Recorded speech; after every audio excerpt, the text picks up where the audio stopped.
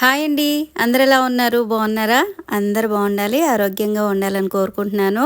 మేము కూడా చాలా చాలా బాగున్నామండి. Welcome back to Bhavani Dasari vlogs. మన ఛానల్ ఎవరైనా ఫస్ట్ టైం చూస్తున్నట్లయితే తప్పకుండా ఛానల్ని సబ్స్క్రైబ్ చేసుకోండి. అలాగే ఈ వ్లాగ్ మీకు నచ్చినట్లయితే లైక్ చేయండి, షేర్ చేయండి, కామెంట్ చేయండి. వీడియోనైతే తప్పకుండా లైక్ చేయండి. సో ఎంతమంది లైక్ చేస్తే అంతమందికి ఈ వీడియో నచ్చిందని నేను హ్యాపీగా ఫీల్ అవుతాను. సో ఈరోజు వ్లాగ్లో ఒక మంచి హెల్తీ రెసిపీ అయితే చూపించబోతున్నాను. సో ఆ రెసిపీ ఏంటి అనేది మీకు thumbnail చూస్తేనే అర్థమైపోయింది కదా. సో ఆ ప్రాసెస్ చూసే ముందు ఇప్పుడైతే వ్లాగ్లోకి అయితే వెళ్ళిపోదాము. సో ఇక్కడ వచ్చేసి నేను మార్నింగ్ బ్రేక్ఫాస్ట్గా దోశలు అయితే రెడీ చేసేసానండి. సో చాలా సాఫ్ట్గా చాలా చాలా బాగున్నాయి అనమాట దోశలు అయితే. మామూలుగా అయితే క్రిస్పీగా పలుచగా వేస్తూ ఉంటాను, మా అబ్బాయికి మా వారికి ఇష్టమని. సో ఈరోజు అయితే దోశలు ఇలా సాఫ్ట్గా వేసాను అనమాట. చాలా బాగుంటాయి ఇలా ఉంటే. సో నాకైతే ఇలాగే ఇష్టం అండి. సో ఇక దోశలు అయితే వేసేసాను. మా అబ్బాయి బ్రేక్ఫాస్ట్ చేసేసి స్కూల్కి అయితే వెళ్ళిపోయాడు. సో ఈరోజు నేను దీంట్లోకి కాంబినేషన్గా పల్లి చట్నీ కాకుండా టమాటా చట్నీ అయితే ప్రిపేర్ చేశాను అనమాట. రెగ్యులర్గా అయితే పల్లి చట్నీ ఎక్కువగా చేసుకుంటూ ఉంటాం కదా. సో అందుకని చెప్పి ఈరోజు టమాటా పచ్చడి అయితే ప్రిపేర్ చేశాను. బ్రేక్ఫాస్ట్ అయిపోయిన తర్వాత ఇక మా అబ్బాయికి లంచ్లోకి నేను ఆకుకూర అలాగే పాలకూర చుక్కకూర ఇవన్నీ మిక్స్ చేసేసి కర్రీ అయితే ప్రిపేర్ చేశానండి. సో దీని ప్రిపరేషన్ అనేది నేను ఆల్రెడీ మన ఛానల్లో పెట్టాను, ఒకసారి చెక్ చేయండి. సో ఇదైతే వారానికి 2 సార్లు అయితే ఖచ్చితంగా ప్రిపేర్ చేస్తానండి. సో ఒక 4 రకాల ఆకుకూరలు, 4 కానీ 5 రకాలు కానీ ఆకుకూరలు తీసుకునేసి చక్కగా ఇలా కర్రీ చేసుకుంటే మన ఆరోగ్యానికి చాలా చాలా మంచిది.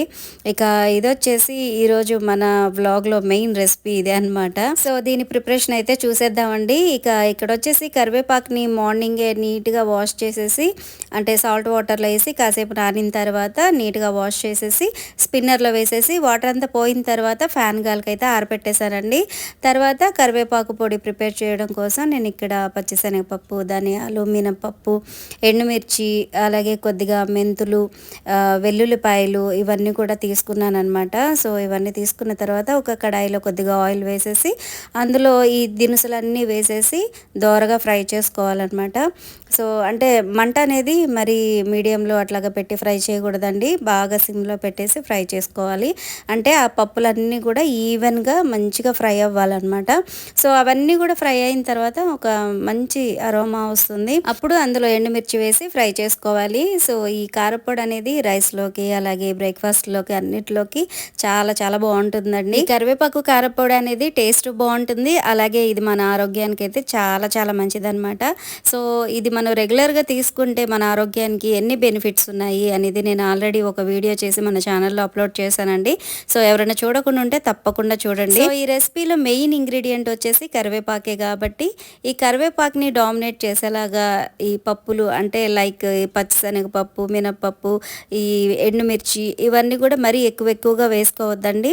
ఈ కారపొడికి సరిపడా మాత్రమే వేసుకోండి. అలాగే కరివేపాకు క్వాంటిటీ కొద్దిగా ఎక్కువగా తీసుకోండి. అలాగే ఇది ఫ్రై చేసేటప్పుడు కరివేపాకుని మరీ రోస్ట్ అయ్యేలాగైతే ఫ్రై చేసుకోవద్దండి. జస్ట్ నార్మల్గా అందులో ఉన్నటువంటి ఆ తేమ ఏదైతే ఉంటుందో అది మాత్రం కొంచెం పోయేలాగా ఫ్రై చేసుకుంటే సరిపోతుంది.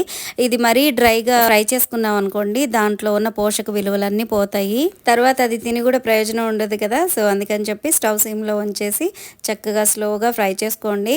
సో ఇక్కడ ఎండుమిర్చి అలాగే ఈ పచ్చిశనగపప్పు, మినపప్పు అన్నీ ఫ్రై అయిపోయినాయండి. ఇప్పుడు ఇందులో నీట్గా వాష్ చేసుకుని ఆరబెట్టుకున్న కరివేపాకును కూడా వేసేసి స్టవ్ సిమ్లో ఉంచేసి మంచిగా ఫ్రై చేసుకోవాలి. ఈ ప్రాసెస్ అంతా కూడా స్టవ్ సిమ్లో ఉంచి ఫ్రై చేసుకోవడం వల్ల కొద్దిగా లేట్ అవుతుందండి. సో కొంచెం లేట్ అయినా పర్వాలేదు, మనకి మంచిగా హెల్తీగా ఈ రెసిపీ రావాలి అని అంటే కనుక కొంచెం టైం స్పెండ్ చేసి ఈ పౌడర్స్ అవి రెడీ చేసి పెట్టుకున్నారంటే మనం ఇన్స్టెంట్గా అప్పటికప్పుడు రైస్తో కానీ టిఫిన్స్లో కానీ తినడానికి చాలా బాగుంటుంది అనమాట. అలాగే మన ఆరోగ్యానికి కూడా చాలా మంచిది. సో ఇక్కడ చూడండి, నేను కరివేపాకు ఎంత వేసినా కూడా అది ఫ్రై అయిన తర్వాత చాలా కొద్దిగా అయిపోయింది. ఇప్పుడు స్టవ్ ఆఫ్ చేసేసి ఆ వేడి మీదే వెల్లుల్లిపాయలు అలాగే చింతపండు ఈ రెండు కూడా వేసేసి మళ్ళీ ఒకసారి కలుపుకుంటున్నాను. సో తర్వాత ఇదంతా కూడా చల్లారిపోయిన తర్వాత మిక్సీ జార్లోకి తీసుకుని మిక్సీ పట్టే ముందు అందులో 1 టేబుల్ స్పూన్ పసుపు అలాగే ఇంగువ కూడా వేసుకోవాలి. అలాగే మీరు వీడియోలో ముందు చూసుంటారు, నేను కల్లుప్పు కూడా ఇది ఫ్రై చేసుకునేటప్పుడే వేసేసుకున్నానండి. ఈ కారపొడికి సరిపడా కల్లుప్పు వేసేసి ఫ్రై చేసేసుకున్నాను అనమాట. సో ఫైనల్గా మిక్సీ పట్టుకున్న తర్వాత కారపొడి అయితే ఇలా రెడీ అయిందండి. సో ఫైనల్గా హెల్దీ అండ్ టేస్టీ అయిన కరివేపాకు కారపొడి అయితే రెడీ అయిపోయిందండి. ఈ కారపొడిని ఫ్రై ఐటమ్స్లో కూడా యాడ్ చేసుకోవచ్చండి. ఇప్పుడైతే నేను అరటికాయ ఫ్రై అయితే చేస్తున్నాను. సో ఇక్కడ ఈ అరటికాయ ముక్కలన్నీ కూడా మంచిగా ఉడికిపోయినాయి. ఫైనల్గా నేను కొద్దిగా ఈ కారపొడి యాడ్ చేస్తున్నాను. సో ఇది యాడ్ చేయడం వల్ల టేస్ట్ అయితే చాలా బాగుంటుంది అనమాట. సో మీరు కూడా ఒకసారి ట్రై చేయండి.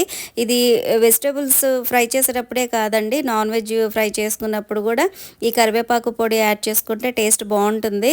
సో ఇది చికెన్ ఫ్రై అలాంటివి చేస్తూ ఉంటాం కదా, సో చికెన్ అంతా ఫ్రై అయిపోయిన తర్వాత లాస్ట్లో ఫైనల్గా ఒక్క టేబుల్ స్పూన్ ఈ కరివేపాకు కారపొడి వేసి మిక్స్ చేసుకున్నారంటే అసలు ఫ్లేవర్ అనేది సూపర్ అంటే సూపర్ ఉంటుంది. ఒకసారి డెఫినెట్గా ట్రై చేయండి మీరు కూడాను. ఇక ఇది వచ్చేసి ఆ రోజు ఈవినింగ్ అండి, మా అబ్బాయి ట్యూషన్ నుంచి వచ్చిన తర్వాత నేను, మా వారు, మా అబ్బాయి అయితే డిమార్ట్ వెళ్ళాము.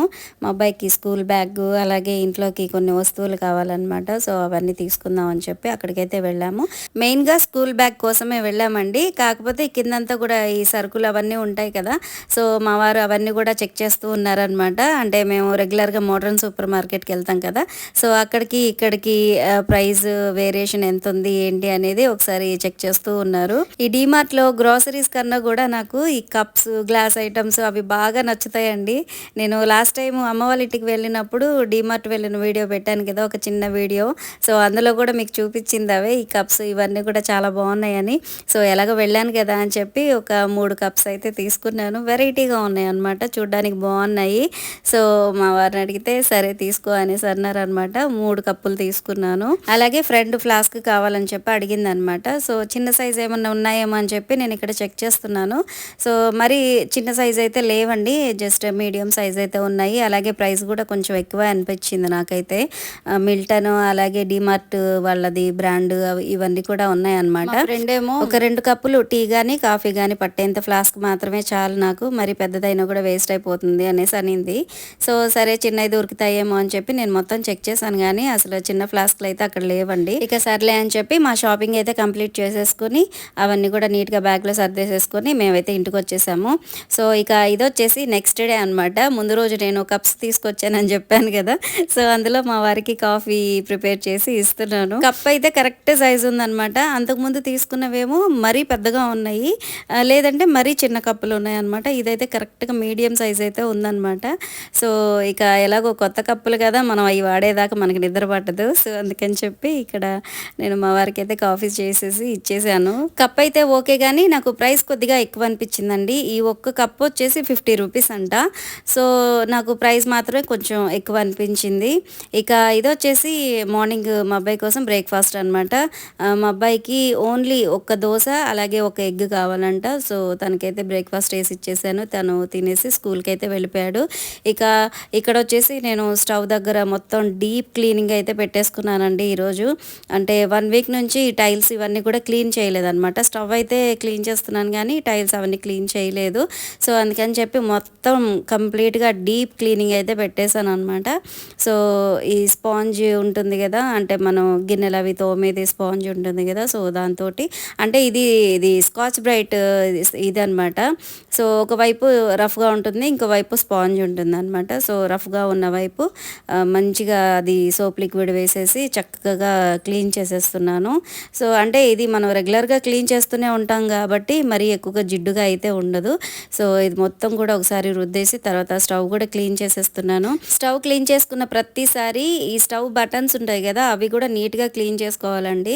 లేదంటే అక్కడ మనం వంట చేసేటప్పుడు కొద్దిగా ఆయిల్ అనేది అక్కడ ఫామ్ అయిపోయి మొత్తం స్ట్రక్ అయిపోతుంది అనమాట. సో అందుకని చెప్పి స్టవ్ క్లీన్ చేసే ప్రతిసారి ఈ బటన్స్ అనేవి నీట్గా క్లీన్ చేసుకోవాలి, లేదంటే గట్టిగా స్ట్రక్ అయిపోతూ ఉంటాయి అనమాట. సో అందుకని చెప్పి ఎప్పటికప్పుడు అది నీట్గా ఉండేలాగైతే చూసుకోండి. సో దాంతోపాటు మనం లైటర్ కూడా అప్పుడే క్లీన్ చేసేసుకుంటే లైటర్ కూడా నీట్గా ఉంటుందండి, లేదంటే అది జిడ్డుగా ఉంటుంది అనమాట. సో చిరాగ్గా ఉంటుంది చూడడానికి కూడాను. సో లైటర్ ఏంటంటే అది వాష్ చేసినప్పుడు కొంచెం వెలగనట్టుగా ఉంటుంది, కానీ తర్వాత అది ఆరిపోయిన తర్వాత నీట్గా వర్క్ చేస్తుంది. సో ఈరోజు డీప్ క్లీన్ చేయడానికి నాకు ఈ వాటర్ స్ప్రే అనేది చాలా బాగా హెల్ప్ చేసిందండి. యాక్చువల్గా నేను ఈ వాటర్ స్ప్రే అనేది వేరే పర్పస్ కోసం కొనుక్కున్నాను. కాకపోతే ఈ టైల్స్ అవి క్లీన్ చేసేటప్పుడు ఏంటంటే మగ్గుతో వాటర్ వేసినా లేదంటే గ్లాస్తో వాటర్ వేసినా కూడా టైల్స్ మీద అవన్నీ కూడా ఇలా రివర్స్ వచ్చేసి కింద పడిపోయి కింద నేలంతా కూడా తడిచిపోయి చిరాగ్గా ఉంటుందన్నమాట. సో అది క్లీన్ చేసే ప్రతిసారి నాకు పెద్ద టాస్క్ లాగా ఉంటుండింది. అంటే స్టవ్ క్లీన్ చేసేటప్పుడు స్టవ్ మీద కానీ లేదంటే కిచెన్ కౌంటర్ మీద వాటర్ వేసామనుకోండి చక్కగా నీట్గా వెళ్ళిపోతాయి వాటర్. కానీ టైల్స్ మీద వేయాలంటే కొంచెం అవి దాని మీద ఇలా కొట్టినట్టుగా వేయాలి కదా. సో అలా వేసినప్పుడల్లా వాటర్ అనేది రివర్స్ నా మీదకే వచ్చేస్తుందనమాట. సో ఎలాగా ఏంటి అని ఆలోచిస్తూ ఉంటే సో నాకు ఈ స్ప్రే బాటిల్ గుర్తొచ్చిందనమాట. సో దీంతోటి ఈరోజు మంచిగా డీప్ క్లీన్ చేసేద్దామని చెప్పి మంచిగా అందులో వాటర్ వేసేసుకొని చక్కగా ఇలా క్లీన్ చేసేసుకున్నాను. సో టైల్స్ చూడండి ఎంత మంచిగా క్లీన్ అయిపోయినాయో, ఫుల్ షైనింగ్గా ఉన్నాయి. సో అప్పుడప్పుడు ఇలా డీప్ క్లీన్ చేస్తూ ఉంటే ఏంటంటే కిచెన్ కౌంటర్ అనేది చాలా నీట్గా ఉంటుందన్నమాట. సో మనం ప్రశాంతంగా వంట చేసుకోవాలి అని అంటే ఈ స్టవ్ అలాగే టైల్స్ కిచెన్ కౌంటర్ అంతా కూడా నీట్గా ఉంటేనే కదా మనకు వంట చేయాలి అని ఇంట్రెస్ట్ వస్తుంది. సో ఈ రోజైతే మంచిగా ఇది క్లీనింగ్ అయితే అయిపోయింది. సో ఇక ఇక్కడ వచ్చేసి నేను ఎగ్ కర్రీ అయితే ప్రిపేర్ చేస్తున్నానండి. ఎగ్ కర్రీ కోసం కొద్దిగా ఆనియన్స్ ఎక్కువగా తీసుకున్నాను. అంటే మరీ పులుసులాగా కాకుండా కొంచెం గ్రేవీ లాగా ప్రిపేర్ చేద్దామని చెప్పి కొద్దిగా ఆనియన్స్ ఎక్కువగా తీసుకున్నాను. సో ఈ ఆనియన్స్ ఎక్కువగా వేస్తే మనకి స్వీట్నెస్ అనేది ఎక్కువగా వస్తుంది కదా. సో అందుకని చెప్పి ఇందులో కొంచెం పులుసు అలాగే కారం కూడా కొంచెం ఎక్కువే వేస్తున్నాను అనమాట. సో ఒక 2-3 పచ్చిమిర్చి తీసుకున్నాను. సో ఇవి కొంచెం స్పైసీ తక్కువే ఉన్నాయండి. ఒక 3 పచ్చిమిర్చి తీసుకున్నాను. అలాగే ఆనియన్స్ తీసుకుని ఇక్కడ కట్ చేసేస్తున్నాను. మరీ చిన్నగా కట్ చేయాల్సిన అవసరం లేదండి. జస్ట్ నార్మల్గా కట్ చేసుకుంటే సరిపోతుంది. ఇక్కడ లెఫ్ట్ సైడ్లో ఒక చిన్న వీడియో క్లిప్ యాడ్ చేశాను చూడండి. ఇది వచ్చేసి లాస్ట్ వీక్ అనమాట. లాస్ట్ వీక్ మా అబ్బాయికి ఐ ఇన్ఫెక్షన్ అయిందనమాట. అంటే ముందు రోజు కళ్ళ కింద చిన్న వాపులాగా అనిపించింది. అలాగే కళ్ళు కూడా కొంచెం రెడ్డిష్గా అలాగే కళ్ళు చిన్నగా ఉన్నాయన్నమాట చూడడానికి. సో ఏంటి నిద్ర సరిపోలేదా లేకపోతే కళ్ళకి ఏమైనా స్ట్రెస్ ఎక్కువ అయిపోయిందా ఏంటి అని చెప్పి అనుకున్నాము. కాకపోతే అది నెక్స్ట్ డేకి ఇట్లా ఐ ఇన్ఫెక్షన్ లాగా అయిందనమాట. అంటే బయట కళ్ళగలకలు కొంచెం ఎక్కువగా ఉన్నాయంటండి. సో అలాగా తనకి స్టార్ట్ అయిందనమాట. సో తనకి అలా ఉండగానే నేను మా అబ్బాయికి కాల్ చేశాను, మా అజయ్కి కాల్ చేస్తే తను ఈ ఐ డ్రాప్స్ రాశాడనమాట. సో ఐ డ్రాప్స్ వేశాను. అలాగే మా అబ్బాయి ట్యూషన్ నుంచి వచ్చేటప్పుడు బై మిస్టేక్ కింద పడిపోవడం వల్ల తనకి మోకాళ్ళకి బాగా దెబ్బ తగిలింది. సో అందువల్ల ఒక 2 days స్కూల్కి కూడా వెళ్ళలేదు తను. ఇప్పుడు ఈ ఐ ఇన్ఫెక్షన్ గురించి ఎందుకు చెప్తున్నానంటే బయట ఈ ఇన్ఫెక్షన్స్ అనేవి కొంచెం ఎక్కువగా ఉన్నాయండి. సో కొంచెం జాగ్రత్తగా ఉంటారని చెప్పి నేను దీని గురించి అయితే చెప్పాను. ఈ ఇన్ఫెక్షన్ ఇంట్లో ఒక్కరికి వస్తే చాలండి, మిగతా వాళ్ళకి కూడా స్ప్రెడ్ అయిపోతుంది అనమాట. సో అందుకని చెప్పి ఆ ఐ డ్రాప్స్ అనేవి మేము కూడా యూస్ చేసాం అనమాట. సో ఒక 2 days అలాగా మా అబ్బాయికి ఇన్ఫెక్షన్ ఉండింది. తర్వాత అది కంప్లీట్గా పోయిందనమాట. ఇక తనైతే స్కూల్కి వెళ్ళిపోతున్నాడు. సో ఇక ఇక్కడ వచ్చేసి నేను పచ్చిమిర్చి టమాటాలు అలాగే ఆనియన్స్ అయితే కట్ చేసేసుకున్నానండి. టమాటాలు కూడా కొద్దిగా ఎక్కువే వేస్తున్నాను. చెప్పాను కదా కర్రీ అనేది కొంచెం దగ్గరగా చేస్తున్నాను అనేసి, అంటే మరి పులుసులాగా కాకుండా కొంచెం గ్రేవీ లాగా ఇలాగైతే ప్రిపేర్ చేశాను. ఇందులో మీరు కావాలంటే మునక్కాయ కూడా యాడ్ చేసుకోవచ్చండి. నేనైతే రెగ్యులర్గా చేస్తూనే ఉంటాను గుడ్డు మునక్కాయ కాంబినేషను. సో ఫ్రెండ్స్ ఇదండి ఈరోజు వ్లాగ్. ఐ హోప్ మీకు నచ్చిందని అనుకుంటున్నాను. మీకు నచ్చినట్లయితే తప్పకుండా లైక్ చేయండి, షేర్ చేయండి, కామెంట్ చేయండి. అలాగే మన ఛానల్ని సబ్స్క్రైబ్ చేసుకోవడం అయితే అస్సలు మర్చిపోవద్దు. మరొక మంచి వ్లాగ్తో మళ్ళీ కలుద్దాం. Thanks for watching.